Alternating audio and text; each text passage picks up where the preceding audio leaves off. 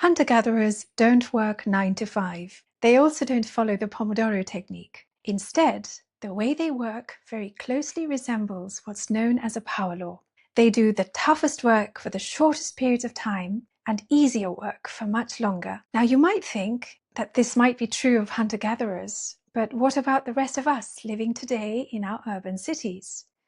It turns out that this pattern of working is so deeply ingrained in us that if you were to strap an activity tracker into people living in an urban setting in a city today, their movements follow exactly the same pattern. A few years ago, some researchers combed through the letters written by Darwin, Freud, and Einstein to try to figure out how they worked. Back then, letter writing was actually part of their scientific research. They discussed ideas with colleagues, and the letters were even a form of peer review. The researchers found that these three great minds worked in exactly the same way. Now, if you look inside the brain of someone doing really difficult work, how quickly they grow tired depends on how difficult that work is. So if someone is doing a math exam, they can grow tired in as little as 5 minutes. Whereas if someone is doing something slightly easier, they can carry on working for 20 minutes, an hour, or even 2 hours without feeling any fatigue.